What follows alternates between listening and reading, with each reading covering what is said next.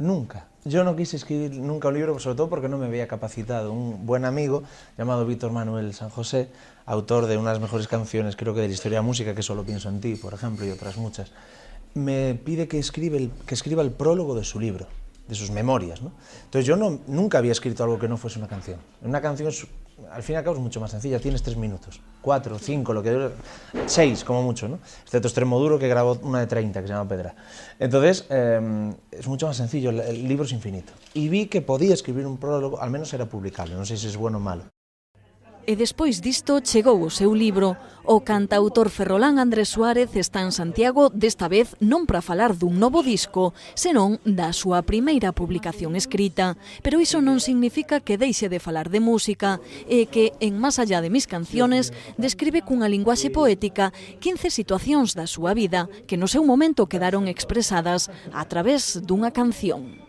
Traté de no sobrepasar la línea de determinadas intimidades y sobre todo ser lo más luminoso posible a la hora de describir mi mundo más allá del escenario. Es decir, yo jamás pensé que iba a hablar de mis padres como hablo, de mis hermanos, de Brais, Javi y Miguel, que son mis 3 amigos de la infancia. Imagínate cuando vieron su fotografía en el libro, no lo sabía nadie. Eso sí que me costó una bronca importante.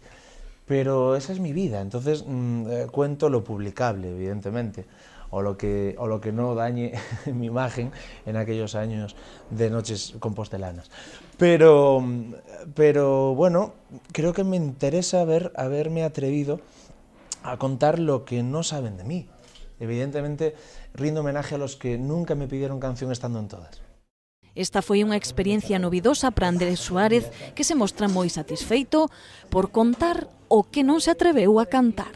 Es muy extraño corregir el orden de las palabras, es algo que en una canción es raro que suceda porque buscas la rima, entonces persigues otras cosas. Situarlas en el lugar preciso, en el momento y el color y el dolor preciso en un folio en blanco, ¿no? Es alucinante. Bueno, como te digo, no soy poeta, pero trato de leer toda la poesía que cae en mis manos y toda la literatura que cae en mis manos y me escudo en eso, además de las vivencias y de lo visto y lo leído, de los referentes de la palabra. Iso sí, recoñece que moitas historias vividas en Santiago quedan aínda no segredo. Santiago es mucho más de lo que canto, para mí es súper importante.